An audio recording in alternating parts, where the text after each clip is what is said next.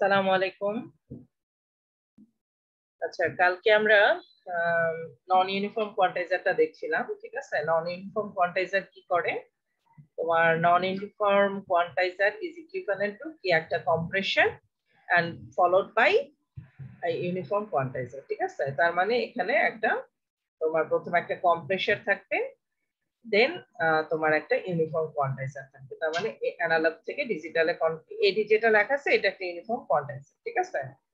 তো কোয়ান্টাইজেশন স্টেপে তো আমরা আসলে অ্যামপ্লিটিউডটাকে ডিজিটাল, তো এটা তোমার যেটা করে নন ইউনিফর্ম কোয়ান্টাইজারটা প্রথমেই সিগন্যালের স্যাম্পল গুলাকে কম্প্রেসড করে নেয়, দেন ওইটা এই কম্প্রেসড সিগন্যাল গুলাকে আবার ইউনিফর্ম কোয়ান্টাইজার দিয়ে কোয়ান্টাইজিং করে। তো এই ক্ষেত্রে এই যে কম্বিনেশন, আবার এই কম্প্রেসড সিগন্যালটাকে আবার রিস্টোর করার জন্য রিসিভার এন্ডে তোমার এক্সপান্ডার থাকতে হয়, ঠিক আছে। এক্সপান্ডার থাকতে হয় মানে কম্প্রেস সিগন্যালটাকে আবার রিকভার করার জন্য। এই যে কম্প্রেসর এবং এক্সপান্ডার এই দুটাকে একসাথে বলা হয় কম্পাউন্ড, ঠিক আছে। তো দুই ধরনের স্ট্যান্ডার্ড ফলো করা হয় ইন্টারন্যাশনাল কম্পাউন্ড, দুই ধরনের ইন্টারন্যাশনাল কম্পাউন্ডিং স্ট্যান্ডার্ড। একটা হচ্ছে মিউ ল, এ ল। আমরা মিউ লটা দেখছিলাম।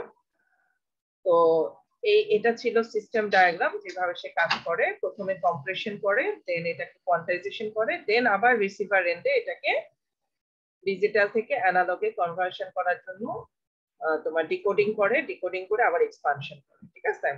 তো কম্প্রেশন করার জন্য মূলত যেটা করে যে একটা লগারিদমিক প্রসেস অ্যাপ্লাই করে, আবার এক্সপান্ড করার জন্য তোমার ইনভার্স লগারিদমিক প্রসেস অ্যাপ্লাই করে, ঠিক আছে।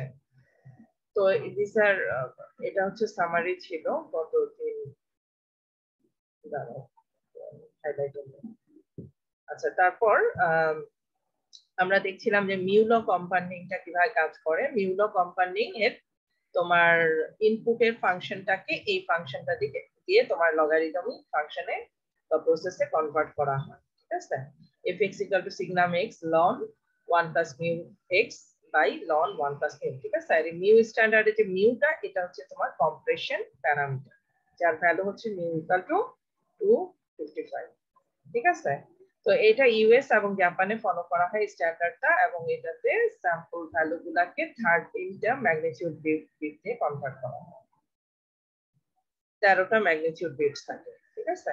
তো এটা হচ্ছে সেই লগারিদমিক প্রসেস যেটা বললাম, যে এই এফএক্স সিগন্যালটা হচ্ছে দেখতে এরকম, ঠিক আছে। এটা হচ্ছে এক্স এক্স এর মানে রেসপেক্টে এটা চেঞ্জ হয়, তোমার এইভাবে লগারিদমিক একটা সিগন্যাল পাওয়া যায়, ঠিক আছে। দেখো এখানে যখন লগারিদমিক ফাংশন অ্যাপ্লাই করা হচ্ছে তখন কি হচ্ছে যে কম ইনপুটে যখন লো ভ্যালুস, ইনপুটের লো ভ্যালুস এর জন্য এটার অ্যামপ্লিটিউডটা খুব তাড়াতাড়ি চেঞ্জ হয়, ঠিক আছে। লো ভ্যালুস এর জন্য অ্যামপ্লিটিউড তাড়াতাড়ি চেঞ্জ হয়, কিন্তু হাই ভ্যালুস এর জন্য অ্যামপ্লিটিউডটা প্রায় আস্তে আস্তে মানে খুবই কম চেঞ্জ হয় এবং আস্তে আস্তে কনস্ট্যান্ট হয়ে যায়, ঠিক আছে। তার মানে হায়ার ভ্যালুস এর জন্য এটা চেঞ্জটা, আউটপুটের চেঞ্জটা কম, এবং লোয়ার ভ্যালুস এর জন্য এটা চেঞ্জটা বেশি, ঠিক আছে। চেঞ্জটা বেশি, হাই ভ্যালুস এর জন্য অ্যামপ্লিটিউডটা কম চেঞ্জ হচ্ছে। তো এটাতে কি হচ্ছে আলটিমেটলি, যে ইনপুটে আমরা দিচ্ছি স্যাম্পলস গুলা, তাই না, স্যাম্পলের ভ্যালু গুলাকে দিচ্ছি। এই স্যাম্পলের লোয়ার ভ্যালুস এর জন্য আমরা আউটপুটে পাচ্ছি বেশি চেঞ্জ, তার মানে ওটাকে এক্সপান্ড করছি একটু বেশি। চেঞ্জ মানে কি, এখানে তোমার এটার সাথে প্রপোর্শনাল না, প্রপোর্শনাল হচ্ছে না, এটার সাথে প্রপোর্শনালি চেঞ্জ হচ্ছে না, বাট এটা অ্যাটলিস্ট তোমার অ্যামপ্লিটিউডটা আস্তে আস্তে এক্সপোনেনশিয়ালি বাড়ছে জিনিসটা, তাই না। কিন্তু এই জায়গাটাতে তোমার চেঞ্জটা কমে গেছে লগারিদমিক ফাংশনের কারণে। তাহলে হায়ার ভ্যালুস গুলোর জন্য সিগন্যালটা কম্প্রেসড হয়ে যাচ্ছে, ঠিক আছে। হায়ার ভ্যালুস এর জন্য কম্প্রেসড হয়ে যাচ্ছে। তো এই কাজটাই এখানে করা হচ্ছে, যেন আমরা লোয়ার ভ্যালুস এর জন্য বেশি রেজোলিউশন পাই, ঠিক আছে। কারণ লোয়ার ভ্যালুস গুলোর জন্য তোমার এখানে আমি এক্সপ্লেইন করেছিলাম যে লোয়ার ভ্যালুস এর জন্য তোমার কেন আমার ইয়েটা বেশি দরকার। কারণ এখানে আমার কোয়ান্টাইজেশন লেভেলিংটা, আমার কোয়ান্টাইজেশন যখন এরপরে যখন আমি কোয়ান্টাইজেশন করব, তাহলে আমার এখানে প্রপারলি আমি ট্র্যাক করতে পারবো এটার স্লপটা। কিন্তু এখানে যেহেতু ভ্যালুসটা কম চেঞ্জ হয়, এখানে চেঞ্জটা কম হয়, বারবার করে আমরা 1 পাই, তাই না। এখানে যেহেতু ভ্যালুসটা কম চেঞ্জ হয়, তাই এটাকে কম্প্রেসড আকারে পাঠানো যায়। কম্প্রেস করে দিলে আমার নাম্বার অফ বিটসটা কম লাগবে, তার মানে 1 এর যে রিপিটিশন হচ্ছিল এই রিপিটিশনটা হবে না, ঠিক আছে। কম্প্রেশনটা হয়ে গেলে তোমার ওখানে আমার ভ্যালুস গুলা কম আসবে। তো এই কনসেপ্টে এটা কাজ করে। তো আচ্ছা, আমরা তোমাদের তো আমার মনে হয় এটা পুরো শেষ করেছিলাম নাকি, মনে করতে পারছি না। দাঁড়াও,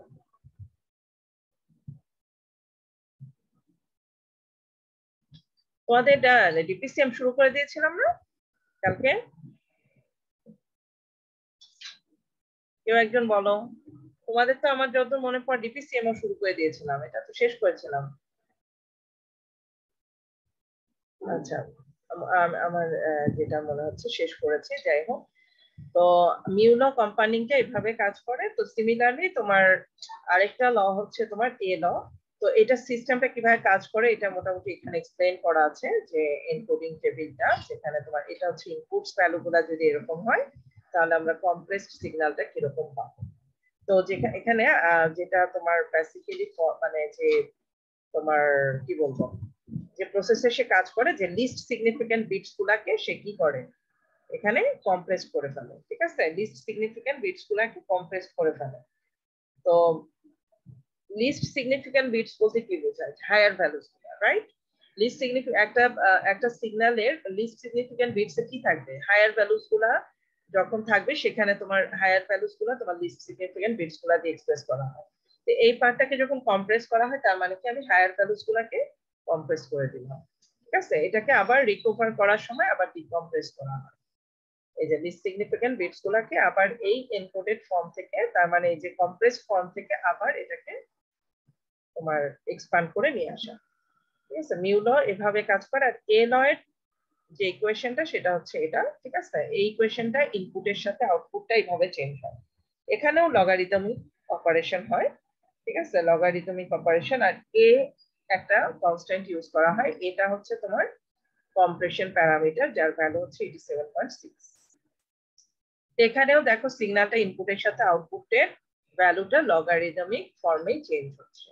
ঠিক আছে, তো দুইটার উদ্দেশ্য সেমই, যে তোমার হায়ার ভ্যালুস গুলাকে কম্প্রেস করে ফেলা। ঠিক আছে, লোয়ার ভ্যালুস এর জন্য চেঞ্জেস বেশি হবে, হায়ার ভ্যালুস এর জন্য চেঞ্জেসটা কম হবে। তো এই দুইটা ল ফলো করা হয়, এই স্ট্যান্ডার্ডটা ফলো করা হয় তোমার ইউরোপে। ঠিক আছে, আর এটার জন্য অ্যামপ্লিটিউড ভ্যালু, স্যাম্পল ভ্যালু গুলো 12টা ম্যাগনিটিউড বিটস থাকে, আর ওখানে ছিল 13টা।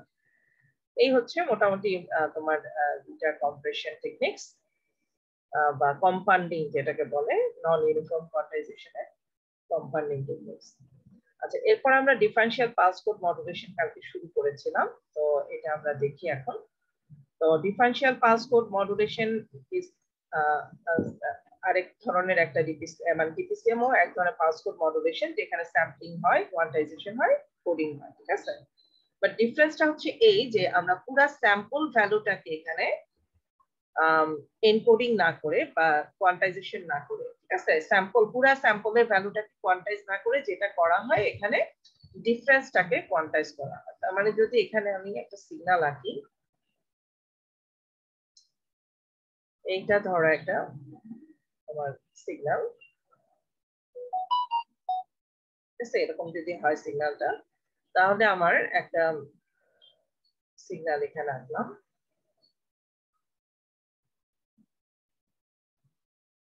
এখন আমি এখানে কয়েকটা স্যাম্পল থাকবে, তাই না? সিগন্যালে কতগুলো স্যাম্পলিং করার পরে আমরা কতগুলো স্যাম্পল পাবো। ধরো এটা আমার ফার্স্ট স্যাম্পল, এটা আমার সেকেন্ড স্যাম্পল। মানে আমার এটা এটা বলা হচ্ছে যে ডিফারেনশিয়াল পালস কোড মডুলেশনে আমরা নাইকুয়েস্ট রেট থেকে একটু হাই রেটে আমরা এটাকে নাইকুয়েস্ট রেটের চেয়ে একটু হাই রেটে এটা ইয়ে করা হয়, স্যাম্পলিং করা হয়।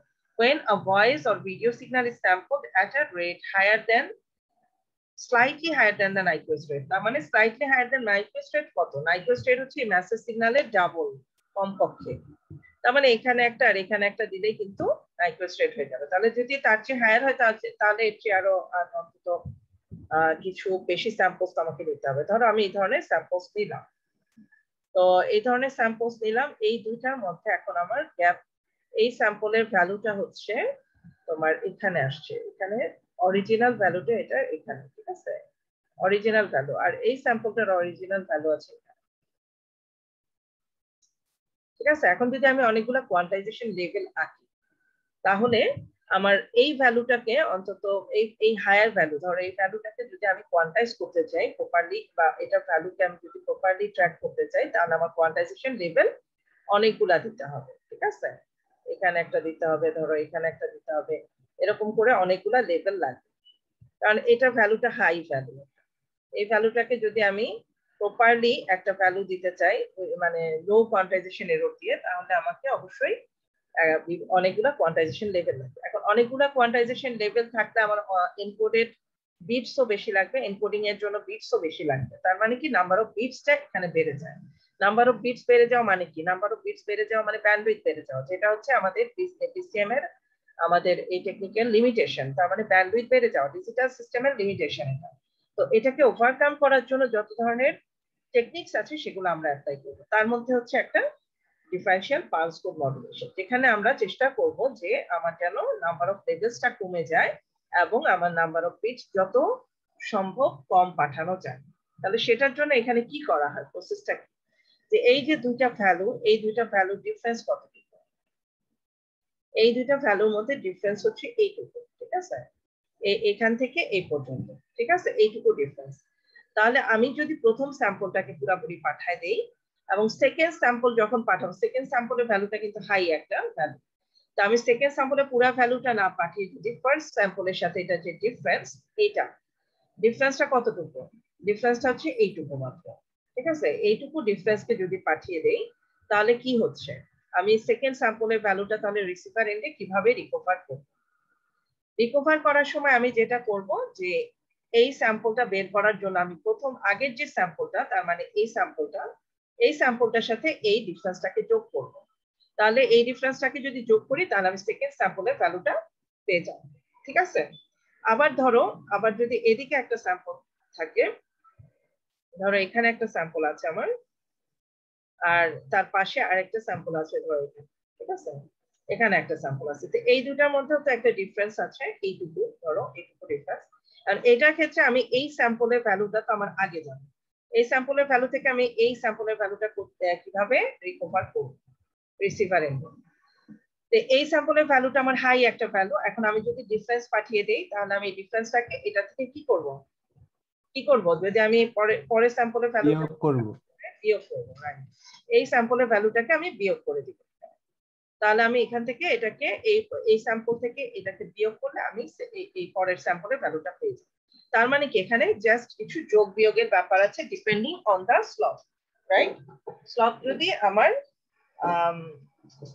যদি কি বলে, যেটা ইনক্রিজিং স্লপ হয়, তাহলে আমি সেটাকে বিয়োগ করছি ইনক্রিজিং স্লপের জন্য, এখানে এই ভ্যালুটাকে ডিসটেন্সটাকে বিয়োগ করব। আর যদি ডিক্রিজিং স্লপ হয়, তাহলে আমি বিয়োগ করব না, যোগ করব। আর যদি ডিক্রিজিং স্লপ হয়, তাহলে বিয়োগ করব। ঠিক আছে, তো এই প্রসেসে তোমার ডিফারেনশিয়াল পাস কোড মডুলেশনটা কাজ করে।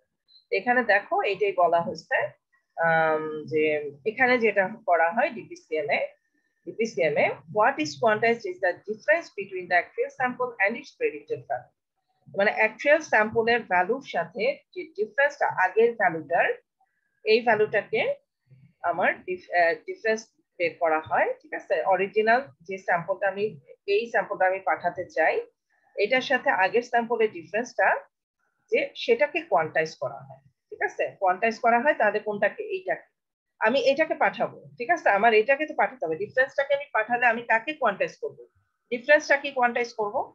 তাহলে আমি এই ডিফারেন্সকে এখন কোয়ান্টাইজ করব। তাহলে আমি ডিফারেন্সকে যদি কোয়ান্টাইজ করি, চিন্তা করে দেখো যে ডিফারেন্সকে কোয়ান্টাইজ করলে আমার বেশি বিটস লাগবে, নাকি পুরা ভ্যালুটা, একটা হাই ভ্যালুকে কোয়ান্টাইজ করতে বেশি বিটস লাগবে। এখন এটাকে যদি আমি কোয়ান্টাইজেশন করি, সেটাকে আমি একটা বা দুইটা লেভেল দিয়ে সেরে ফেলতে পারি, তাই না। এটাকে কোয়ান্টাইজেশন, এই ছোট্ট একটা ভ্যালু, তো এরকম একটা ভ্যালুকে যদি আমি কোয়ান্টাইজ করি, তাহলে আমার এটা একটা লেভেল দিয়ে কভার করবে, বা দুইটা লেভেল ম্যাক্সিমাম, তাই না। এই দুইটা লেভেল দিয়ে আমি একটা ছোট্ট ভ্যালুকে কোয়ান্টাইজ করে ফেলতে পারবো। আর যদি এটা হাই একটা ভ্যালু হয়, যেমন ওখানে তোমার 3টা বিটস লেগেছে বা 5টা বিট লাগে, যেমন 13টা বিট লাগে, তাই না, দেখেছো না, এর আগে 13টা বিটস লাগে, এরকম বিটস লাগতে পারে যদি হাই ভ্যালু গুলোকে আমি কোয়ান্টাইজ করি। আর যদি এরকম একটা লো ভ্যালু বা ছোট্ট একটা ডিফারেন্সকে আমি কোয়ান্টাইজ করতে চাই, তাহলে আমার নাম্বার অফ লেভেলস কমে যাচ্ছে। নাম্বার অফ লেভেলস কমে গেলে কি কমে যাবে, নাম্বার অফ বিটসও কমে যাবে, এনকোডিং করার জন্য যে বিটসটা লাগবে সেটাও কমে যাবে। তাহলে আলটিমেট রেজাল্ট কি হচ্ছে? রেজাল্ট হচ্ছে আমার নাম্বার অফ বিটস কমে যাচ্ছে। ঠিক আছে?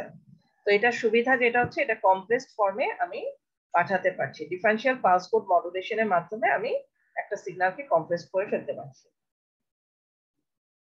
বা কমপ্লেক্সড ইনফরমেশন পাঠাতে পারছি, যেটার মাধ্যমে আমি রিসিভার এন্ডে রিকভার করতে পারি।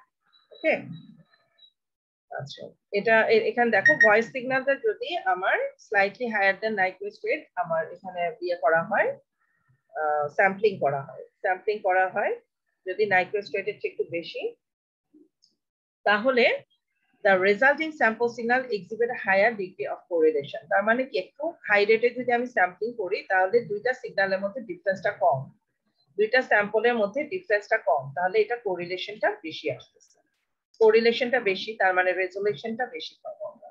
তো encode a signal with less number of bits, যেটা আমাদের মূল টার্গেট, একটা সিগন্যালকে যদি আমি লেস নাম্বার অফ বিটস দিয়ে এনকোড করতে চাই, তাহলে consider a scheme where instead of transmitting the sample values, sample ভ্যালুকে ট্রান্সমিট না করে if we transmit the difference between the sample values, তাহলে কি করা যাবে যে আমরা যদি স্যাম্পলের অরিজিনাল স্যাম্পলের ভ্যালুকে ট্রান্সমিট না করে তাদের মধ্যে দুইটা স্যাম্পলের ভ্যালু ডিফারেন্সকে ট্রান্সমিট করি, তাহলে the value of the n sample, তার মানে এন নাম্বার স্যাম্পল যদি এটা হয়, n sample may be estimated by the knowledge of previous sample values. তার মানে এই এন স্যাম্পলের ভ্যালুকে আমি রিকভার করতে পারবো আগের স্যাম্পলের ভ্যালুগুলা থেকে, আগের স্যাম্পলের ভ্যালুগুলা থেকে, কারণ আগের স্যাম্পলের ভ্যালুটা আমি জানলে এই যে ডিফারেন্সটা আমি পাঠিয়েছি এটার সাথে যোগ করে দিলেই আমি পরের স্যাম্পলের ভ্যালুটা পেয়ে যাচ্ছি। Thus if mn is the n sample, যদি mn টা m স্যাম্পল হয় তাহলে আমি en আমি এরটা ডিফারেন্সটা পাচ্ছি কত? ডিফারেন্সটা পাচ্ছি mn minus mn minus 1, তার মানে আগের স্যাম্পলের সাথে ডিফারেন্স। এটা যদি mn হয় এটা হচ্ছে mn n minus 1, তাই না? এটা mn হলে এটা m n minus 1, তার মানে আগের স্যাম্পল, এটা আগের স্যাম্পলের ভ্যালু, এটা পরের স্যাম্পলের ভ্যালু, তাহলে ডিফারেন্স কত? en হচ্ছে এই দুইটা স্যাম্পলের ভ্যালুর ডিফারেন্স। তাহলে এই en টা যদি আমার জানা থাকে এবং আগের স্যাম্পলের ভ্যালু তার মানে mn minus 1 টা যদি জানা থাকে, তাহলে এখান থেকে আমি mn এর ভ্যালুটা বের করে নিয়ে আসতে পারি। এট দা রিসিভার এন্ডে কি করব? আমি তো ট্রান্সমিটার এন্ডে এই এররটা পাঠিয়েছি, এররটা বা ডিফারেন্সটা পাঠিয়েছি।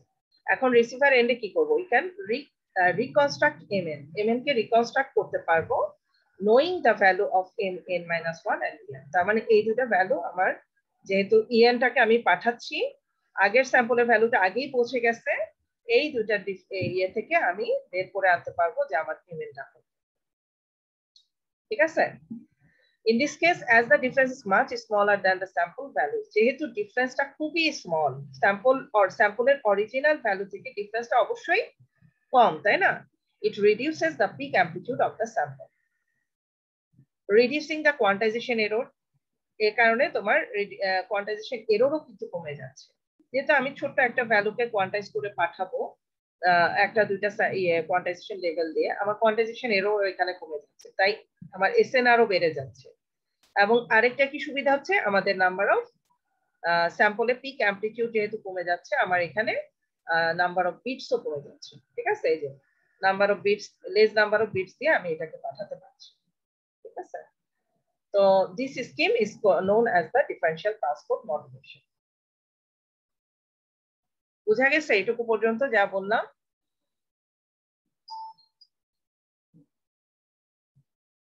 Yes, ma'am. আচ্ছা, ঠিক আছে। আচ্ছা, এরপরে আসি আমরা যে ডিফারেনশিয়াল পালস কোড মডুলেশনের সিস্টেমটা কি ভাবে কাজ করে, সিস্টেম ডায়াগ্রাম আমরা এখানে দেখব। আচ্ছা, let xt represent the analog signal। xt যদি আমার অ্যানালগ সিগন্যালটা হয় EPCM coded, and let it be sampled with time period ts। ts হচ্ছে আমার স্যাম্পলিং পিরিয়ড। ঠিক আছে? তাহলে স্যাম্পলিং ফ্রিকোয়েন্সি কত? fs = 1/ts। xt হচ্ছে এখানে তোমার ডায়াগ্রাম থেকে সিস্টেমটাকে এখন এক্সপ্লেইন করা হচ্ছে। এটা হচ্ছে ডিপিসিএম এর ট্রান্সমিটার, এটা হচ্ছে ট্রান্সমিটার, এটা হচ্ছে রিসিভার। ঠিক আছে? ইটি যদি হয় আমার তোমার xt হচ্ছে টাইম ডোমেনে যদি সিগন্যালটা হয়, অ্যানালগ সিগন্যাল হচ্ছে xt। তারপর এটাকে আমি স্যাম্পলিং করলাম কত টাইম পিরিয়ডে? ts টাইম পিরিয়ডে। দেন স্যাম্পলিং ফ্রিকোয়েন্সি হবে আমার সেই ক্ষেত্রে fs = 1/ts। রাইট? আচ্ছা, such that there is no aliasing। আচ্ছা, এমন ভাবে স্যাম্পলিং করব যেন কোনো এলিয়াসিং না হয়। এলিয়াসিং কখন হবে না? যখন আমি নাইকুয়েস্ট রেটের চেয়ে বেশি রেটে স্যাম্পলিং করব, তাই না? নাইকুয়েস্ট রেটের চেয়ে বেশি রেটে যখন বা তার সমান রেটে যখন স্যাম্পলিং করব তখন কোনো এলিয়াসিং ইফেক্ট হবে না। তাহলে আমাকে টাইম পিরিয়ডটা এমন রাখতে হবে এবং ফ্রিকোয়েন্সিটা, স্যাম্পলিং ফ্রিকোয়েন্সিটা এমন দিতে হবে যেন সেটা এটার ফ্রিকোয়েন্সির চেয়ে অ্যাট লিস্ট ডাবল হয়। ঠিক আছে? আচ্ছা, এখানে লেট এক্সএন, তার মানে এখানে আমরা যখন এটাকে করছি, স্যাম্পলে যখন আমি কনভার্ট করে ফেললাম তখন তো এটা টাইম ডোমেনে ডিসক্রিট হয়ে গেল। টাইম ডোমেনে ডিসক্রিট হয়ে গেলে এটাকে এক্সপ্রেস করা যায় এক্সএন হিসেবে, যেখানে এন হচ্ছে তোমার এনটা হচ্ছে স্যাম্পলস এর ভ্যালুগুলা বোঝাচ্ছে। এন হচ্ছে নাম্বার অফ স্যাম্পলস, মানে 1 2 3 4, প্রথম স্যাম্পলের জন্য n = 1। ঠিক আছে? n = 1 এবং n এর ভ্যালুটা যদি তুমি টাইম ডোমেনে কনভার্ট করতে চাও তাহলে n = কত হবে? t/ts। তার মানে ts দিয়ে ভাগ করলে, স্যাম্পলিং পিরিয়ড দিয়ে ভাগ করলে যেটা আমি পাচ্ছি, বা ফ্রিকোয়েন্সি দিয়ে। ঠিক আছে? ফ্রিকোয়েন্সি দিয়ে যদি তুমি টাইমটাকে মাল্টিপ্লাই করো, মানে যে টাইমটা তোমার অরিজিনালি এক্সটেন্ডেড টাইমটা, এটাকে যদি এই ফ্রিকোয়েন্সি দিয়ে কনভার্ট করা, মাল্টিপ্লাই করা হয় তাহলে উই উইল গেট n। ঠিক আছে? তো as ts is a fixed quantity which is known a priori, ts টা আমাদের জানা আছে। ঠিক আছে? ts টা একটা ফিক্সড কোয়ান্টিটি, স্যাম্পলিং পিরিয়ডটা, and n it is the integer n that carries the time information। n টা টাইম ইনফরমেশন ক্যারি করছে। n = কত আমার? n = হচ্ছে t/ts। ঠিক আছে? t/ts। তাহলে টাইম ইনফরমেশনটা n এর মধ্যে ইনকর্পোরেটেড আছে। আচ্ছা, এত কথা আমার মনে হয় বেশি কথা এখানে লেখা আছে, এগুলো বলার দরকার নাই, বাট আমরা জানি একটু যে এটা অ্যাপ্লিকেশনটা কি। Quite a few real world signals such as speech signal, biomedical signal, telemetry signal inside a spacecraft, atmospheric pressure। ঠিক আছে? টেলিমেট্রি সিগন্যাল কোথায় থাকে? Temperature inside a spacecraft, atmospheric pressure, এই যে এই সিগন্যালগুলা, ঠিক আছে, এই সিগন্যালগুলা do exhibit sample to sample correlation. এই ধরনের সিগন্যালগুলা, যত ধরনের সিগন্যালস আছে আমার, বেশিরভাগই রিয়েল ওয়ার্ল্ড সিগন্যাল। যেগুলো রিয়েল ওয়ার্ল্ড সিগন্যাল, এই সমস্ত সিগন্যাল, যেমন স্পিচ, আমাদের কথা বলছি, বায়োমেডিক্যাল যে সিগন্যালগুলা, টেলিমেট্রি সিগন্যালগুলা, এগুলোর মধ্যে স্যাম্পল টু স্যাম্পলের মধ্যে কোরিলেশন থাকে। তার মানে প্রতিটা স্যাম্পলের তোমার প্রতিটা ইয়েতেই তোমার কোরিলেশন থাকে। মানে কি? স্যাম্পল টু স্যাম্পল কোরিলেশন বলতে যে এদের মধ্যে প্রত্যেকটা স্যাম্পলই ইনফরমেশন ক্যারি করে। ঠিক আছে? ইনফরমেশন ক্যারি করে। This implies that xn and xn+1 or xn and x-1 do not differ significantly।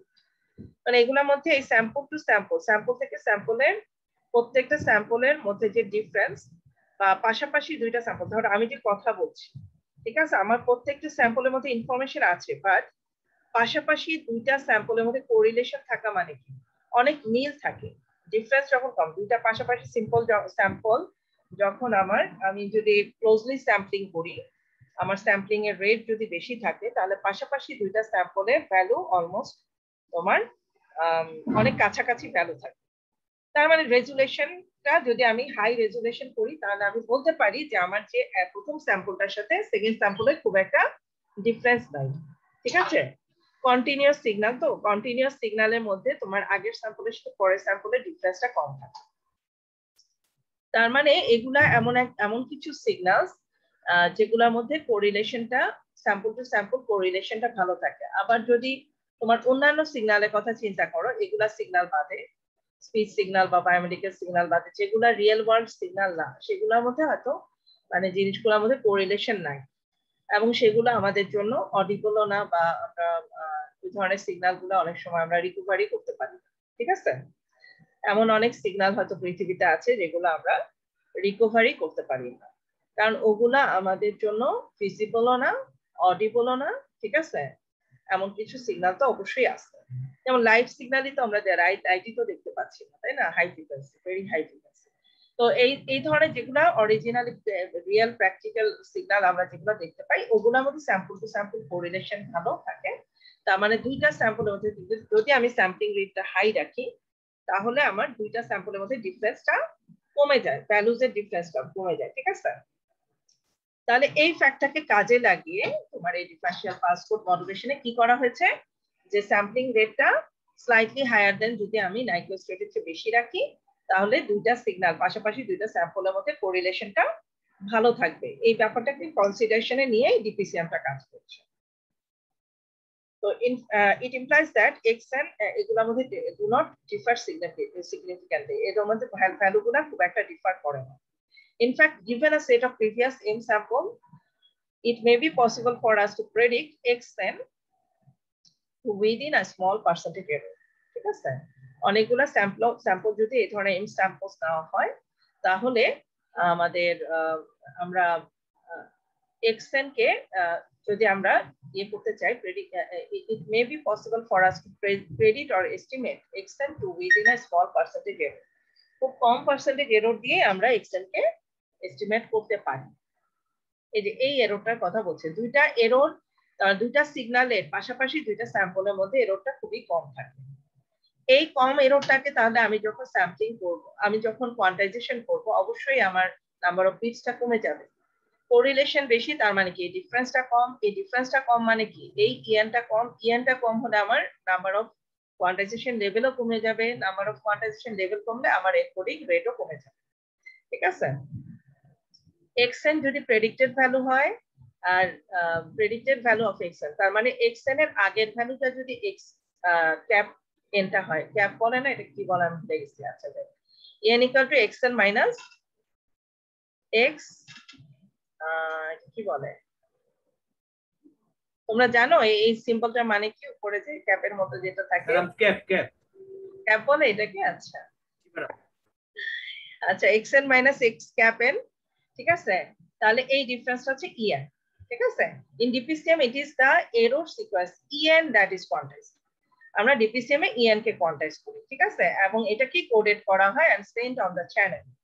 তার মানে আমার এই এররটা যেহেতু ছোট, আমার কোয়ান্টাইজেশন লেভেল কম লাগবে, কোডিং রেটও কমে যাবে। At the receiver, samples are reconstructed using the quantized version of the error sequence. If there is no transmission error, the reconstructed sample sequence yn will follow the sequence xn to within a limits of quantization error. তার মানে quantization errorটাও খুব quantization errorটা আমি limited রাখতে পারছি এই ক্ষেত্রে। ঠিক আছে, তো এভাবে করে রিকভার করা হয়। যখন আমি yn টা রিকভার করি, তখন এই ভ্যালুটা জানা থাকলে এবং আমার আগের স্যাম্পলের ভ্যালুটা জানা থাকলে আমি ইজিলি আমার আউটপুটটা পেয়ে যাই। yn থেকে আমি ইজিলি তোমার এই xnটাকে রিকভার করতে পারি। এখানে তোমার এই সিস্টেম ডায়াগ্রামটা আঁকা আছে, দেখো xn যাচ্ছে এখানে। আচ্ছা, তোমাদের এখানে অনেক ডিটেইল লেখা আছে, এত ডিটেইল না লিখলেও হবে। মেইন সিস্টেমটা কিভাবে কাজ করে এখানে লেখা আছে, সুন্দর করে এইটুকু লিখবা, আর এখান থেকে দুই একটা কথাবার্তা লিখলেই হবে। ঠিক আছে, সিস্টেমটাকে এক্সপ্লেন করার জন্য শুধু যে এখান থেকে শুরু করবে তুমি এই সিস্টেমটাকে এক্সপ্লেন করো, এই সিস্টেমে যা যা আছে এই টার্মস গুলো একটু উল্লেখ করতে হবে, টার্মস গুলো উল্লেখ করে করে এক্সপ্লেন করতে হবে। xn হচ্ছে ইনপুট। ঠিক আছে, এখানে দেখো প্রেডিকশন, তার মানে এখানে একটা ফিডব্যাক সিগন্যাল আসছে। কোত্থেকে আসছে? এটা আসছে আগের স্যাম্পলের ভ্যালুটা। আগের স্যাম্পলের ভ্যালুটা চলে গেছে, অলরেডি কোয়ান্টাইজড হয়ে গেছে, তাই না? ওই ভ্যালুটাকে এখানে দেখো আবার নিয়ে আসছে। এই যে x prime x hat n, যেটা এটা আগের স্যাম্পলের ভ্যালু, এই স্যাম্পলের ভ্যালুর সাথে এটা ডিফারেন্স বের করছে। ডিফারেন্স বের করে en টা বের করছে, en কে কোয়ান্টাইজেশন করছে, কোয়ান্টাইজেশন করে পাচ্ছে কোয়ান্টাইজড ভার্সনটা। কোয়ান্টাইজড ভার্সনকে ইনপুট করে আমি ডিপিসিএম সিগন্যাল পাঠিয়ে দিচ্ছি। ঠিক আছে, আবার এই কোয়ান্টাইজ স্যাম্পলের এই যে এই কোয়ান্টাইজ স্যাম্পলের ভ্যালু থেকে আবার এটা কিন্তু আগের স্যাম্পলের কোয়ান্টাইজ ভ্যালু, এখান থেকে আবার আমি প্রেডিক্টর দিয়ে কি করছি, আগের স্যাম্পলটাকে রিকভার করে নিয়ে আসতেছি, আগের স্যাম্পলকে রিকভার করে আবার এখানে ডিফারেন্স বের করছি। এভাবে করে সিস্টেমটা কাজ করে। আর রিসিভার এন্ডে কিভাবে কাজ করছে, রিসিভ সিগন্যালটা যাচ্ছে, ডিকোডিং হচ্ছে, ডিকোড হওয়ার পরে আমি এই যে এটা পাবো, এই যে এখানে এনকোডারের ইনপুটে যেটা ছিল ডিকোড হলে আমি সেটা পাবো। ঠিক আছে, ডিকোডারে পেলাম এটা, তারপর এই সিগন্যালের সাথে আমি আগের প্রেডিক্টেড ভ্যালু, তার মানে এখানেও এই প্রেডিকশনটা করা হচ্ছে যে আগের স্যাম্পলের ভ্যালুটাকে সে সেভ করে, আগের তো স্যাম্পলটা সে রিসিভ করেছে অলরেডি, তাই না? ওই স্যাম্পলের ভ্যালুটাকে প্রেডিক্ট করে এটার সাথে এটার প্লাস অথবা মাইনাস করছে। ঠিক আছে, প্লাস অথবা মাইনাস করবে। তো এই এই সিগন্যালটাকে যখন এটা কি, এটা হচ্ছে আমার ডিফারেন্স ভ্যালুটা, এটা কিন্তু ডিফারেন্সটা। এই ডিফারেন্স ভ্যালুটাকে আমি যখন এখানে পাচ্ছি এবং আগের স্যাম্পলের ভ্যালু জানি, সেখান থেকে আমি হয় এটাকে যোগ করবো, নয়তো বিয়োগ করে আমি পেয়ে যাব ওয়াই, তার মানে আমার রিসিভ সিগন্যালটা। তো এইভাবে তোমার ডিপিসিএমটা কাজ করে। আশা করি বুঝতে পারছো। এরপরেটা তোমরা বুঝতে পারছো ডিপিসিএম মোটামুটি? Yes, ma'am. ডেল্টা মডুলেশন কিন্তু অলমোস্ট ডিপিসিএম এর মতোই কাজ করে। এখানে শুধু কি করতে হয়, ডেল্টা মডুলেশনে তোমার স্যাম্পলিং রেটটা আরো হাই করতে হয়, ভেরি হাই। ঠিক আছে, ভেরি হাই করলে কি হবে বলো তো? ভেরি হাই করলে sample to sample correlation will be very high, তার মানে ডিফারেন্স খুব কমে যাবে, রাইট? যদি স্যাম্পলিং আরো রেট বাড়িয়ে দেই, হ্যাঁ, এরকম ঘিজিঘিজি টাইপ স্যাম্পলিং যদি করা হয়, তাহলে দুইটার মধ্যে কোরিলেশন অনেক বেশি হবে। কোরিলেশন অনেক বেশি হলে কি হয়ে যাবে, এরর সিগন্যালটা কতটুকু, এরর সিগন্যালটা আরো কমে যাবে, এরর সিগন্যালটা, এররটা আরো কমে যাবে। তাহলে কি হবে, সেটা এমনই কমে যাবে যে ওটাকে আমি একটা কোয়ান্টাইজেশন লেভেল দিয়ে রিপ্রেজেন্ট করতে পারবো। ঠিক আছে, এই দেখো এই কনসেপ্টটা এখানে বলা হচ্ছে, delta modulation is based on quantizing the channel in the signal from sample to sample rather than the absolute value of the signal at each sample. এই কথাটার চেয়ে বেশি ইম্পর্টেন্ট কথা হচ্ছে এটা, in delta modulation an incoming message signal is over sample. এটা হচ্ছে basic এখানে প্রিন্সিপাল যেটা ফলো করা হয়, ওভার স্যাম্পলিং। ঠিক আছে, an incoming message signal is oversampled, that is at a much higher rate than the Nyquist rate. Nyquist rate হচ্ছে অনেক বেশি হাই রেটে স্যাম্পলিং করা হয় to purposely increase the correlation between the adjusted sample. তার মানে দুইটা পাশাপাশি স্যাম্পলের মধ্যে কোরিলেশনটাকে বাড়ানোর জন্য, এবং এমনই বাড়ানো হয়েছে যে the increase correlation between the samples results in এ হবে, এটিটা কিছু না, ঠিক আছে, results in a simple quantizing strategy for constructing the encoded signal. এই হায়ার কোরিলেশনের কারণে খুব সিম্পল স্ট্র্যাটেজি হয়ে যায় আমাদের। GM provides a staircase approximation to the oversampled version of the message signal. আমরা কি করি, যখন কোরিলেশনটাকে আমি হাই করে দিলাম, যার কারণে কি হবে, দুইটা স্যাম্পলের মধ্যে কোরিলেশন যখন বেড়ে গেল, তখন ওইটার এরর সিগন্যালটা অনেক কমে যাবে, ছোট হয়ে যাবে। এখানেও কিন্তু এররটাই ক্যালকুলেট করা হচ্ছে, দেখো ek equal to xn minus xn minus 1, দুইটা স্যাম্পলের difference. Increased correlation between the samples results in smaller prediction error. এই এররটা অনেক কমিয়ে দেয়, ঠিক আছে, এই এররটাকে অনেক কমিয়ে দেয়, which can be quantized using only two labels, দুইটা লেভেল, এবং এনকোড করা যায় মাত্র একটা বিট দিয়ে।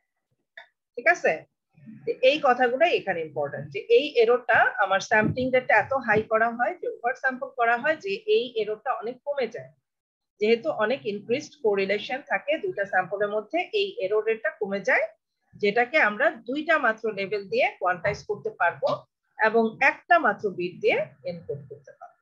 ঠিক আছে, this is a source of one bit DPCM. এই জন্য এটাকে বলা হয় কি, একই প্রিন্সিপালে যেহেতু কাজ করে, এটা হচ্ছে one bit DPCM. Okay, it is a simple and inexpensive method and allows us to use fewer bits per sample. অনেক fewer bits এ আমরা স্যাম্পলিং করতে পারছি। সিস্টেম ডায়াগ্রাম অলমোস্ট ডিপিসিএম এর মতোই দেখতে, দেখো অ্যানালগ সিগন্যাল আসছে, এখানে ডিফারেন্স বের করেছে, এটা হচ্ছে প্রেডিক্টেড সিগন্যাল, এটা প্রেডিক্টেড সিগন্যাল আর অরিজিনাল সিগন্যালের ডিফারেন্স বের করেছে, ডিফারেন্স বের করে ওয়ান বিট কোয়ান্টাইজার ইউজ করেছে, ওয়ান বিট কোয়ান্টাইজেশন ইউজ করে আমরা আউটপুটে ওয়াই পাচ্ছি, আর এটা হচ্ছে প্রেডিক্টর, আগের স্যাম্পলটাকে প্রেডিক্ট করছে। ঠিক আছে, আগের স্যাম্পলটাকে প্রেডিক্ট করছে। এখানে যে আউটপুটটা আবার এখানে আমি রিসিভ করছি রিসিভার এন্ডে, দেন এখানে ডিকোডিং করছি, এটা ডিকোডিং করে এটাকে লো পাস ফিল্টারিং করছি, লো পাস ফিল্টারিং করে আমি অ্যানালগ সিগন্যাল পাচ্ছি। এখানে ডিফারেন্স এতটুকুই যে আমার এখানে আর প্রেডিকশনের দরকার না, লো পাস ফিল্টারিং করলে আমি অ্যানালগ সিগন্যালটাকে রিকভার করতে পারছি। ঠিক আছে, তো এই চ্যানেলের আউটপুটে আমরা ইনপুটেড মানে স্যাম্পল সিগন্যালটা, স্যাম্পল না কোয়ান্টাইজ সিগন্যালটা কেমন পাবো এটা আঁকা হয়েছে। ঠিক আছে, তাহলে আমি স্যাম্পলিং এবং কোয়ান্টাইজেশন করার পর তো ডিজিটাল সিগন্যালটা যাচ্ছে, ট্রান্সমিশন মিডিয়ামে ডিজিটাল সিগন্যালটা যাচ্ছে, এখানে এসে সেটা রিসিভ করছি, দেন এই রিকভার করার পরে যে অ্যানালগ সিগন্যালটা, তারপর মেসেজ সিগন্যালটাকে আবার রিকভার করে নিয়ে আসা হচ্ছে। ঠিক আছে, আচ্ছা এখানে কি বলা হচ্ছে, দ্য আউটপুট অফ দ্য, আচ্ছা এখানে এই সিস্টেমটা সম্বন্ধে একটু আবার বলা হয়েছে, the output of the integrator এই ইন্টিগ্রেটরের আচ্ছা কোন integrator in the feedback loop এই ইন্টিগ্রেটরের ফিডব্যাক তার মানে ফিডব্যাক এটা হচ্ছে প্রেডিক্টর এটার ফিডব্যাক লুপের যে আউটপুটটা tries to predict the input xt কে নিয়ে আসতেছে আগের স্যাম্পলের ভ্যালুটাকে নিয়ে আসতেছে ঠিক আছে the integrator works as a predictor ঠিক আছে প্রেডিকশন এরর এটা হচ্ছে প্রেডিকশন এরর এই এররটা তখন আমার এখানে ট্রান্সমিট হচ্ছে in the current prediction is quantized আচ্ছা এই প্রেডিকশন এররটা কে কোয়ান্টাইজ করা হচ্ছে and used to make the next prediction এবং এই প্রেডিকশন এরর থেকে কিন্তু আবার আমি আগের স্যাম্পলের ভ্যালুটাকে নিয়ে আসতেছি প্রেডিক্ট করে আচ্ছা প্রেডিকশন করে এই প্রেডিকশন এররটাকে দেন তোমার মডুলেশন করা হচ্ছে quantized prediction error is integrated in the receiver just as in the feedback loop that is the receiver predicts the input signals as shown in the figure আচ্ছা এটা আমি এখানে এক্সপ্লেন করছি যেভাবে এক্সপ্লেন করছি সেভাবে নিজেরা বানিয়েও বলতে পারো সমস্যা নাই বাট বেসিক্যালি তোমার ডিফারেন্সটাকে ট্রান্সমিট করা হয় এই ডিফারেন্স থেকে আবার আমরা আগের ভ্যালুটাকে প্রেডিক্ট করে সেই প্রেডিক্টেড ভ্যালুর সাথে আবার ডিফারেন্সটা বের করি ঠিক আছে এভাবে ডিফারেন্স বের করে আমরা আলটিমেটলি ট্রান্সমিট কে হয় ট্রান্সমিট হচ্ছে ডিফারেন্সের যে কোয়ান্টাইজ ভ্যালুটা ডিফারেন্সটাকে যে কোয়ান্টাইজ করছি এই কোয়ান্টাইজ ভ্যালুটা আমার ট্রান্সমিটেড হচ্ছে আলটিমেটলি একটা বিট করে আমার যাচ্ছে তাহলে আমার এখানে কি হবে বিট রেটটা অনেক কমে যাবে তার মানে ব্যান্ডউইথটা আলটিমেটলি কমে যাবে আচ্ছা এটা গেল তোমাদের কি টাইম আর 1 মিনিট আছে তাই না আমি একটু অ্যাটেন্ডেন্স শিটটা দিয়ে দিই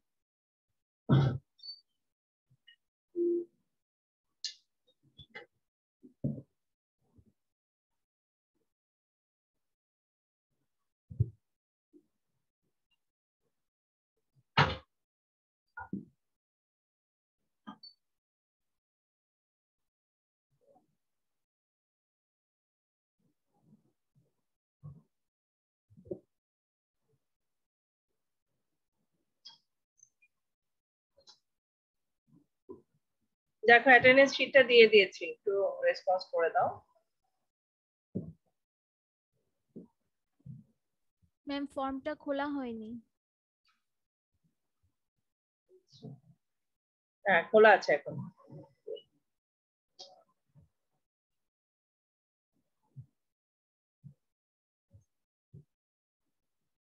আচ্ছা এরপর আমরা তোমার আমাদের দুই ধরনের কোয়ান্টাইজেশন এরর ডেল্টা মডুলেশনে হয় সেই দুইটা এরর সম্বন্ধে কালকে একটু দেখবো আর আরো দুইটা টাইপস অফ ডেল্টা মডুলেশন দেখে আবার শেষ করে দেবো ইনশাআল্লাহ নেক্সট ক্লাসে শেষ হয়ে যাবে তোমাদের কি এই উইকের ক্লাস তাই না শেষ না নাকি এই উইকের ক্লাস জি ম্যাম ঠিক আছে নেক্সট উইক ইনশাআল্লাহ আমরা এগুলা দেখবো আর কিছু অঙ্ক দেখবো ঠিক আছে ম্যাম না বলো তোমাদের ক্লাসের পরীক্ষার ডেটটা বললা না তো ম্যাম সিআর এখন আমাদেরকে কিছু জানায়নি সিআর কোথায় তোমাদের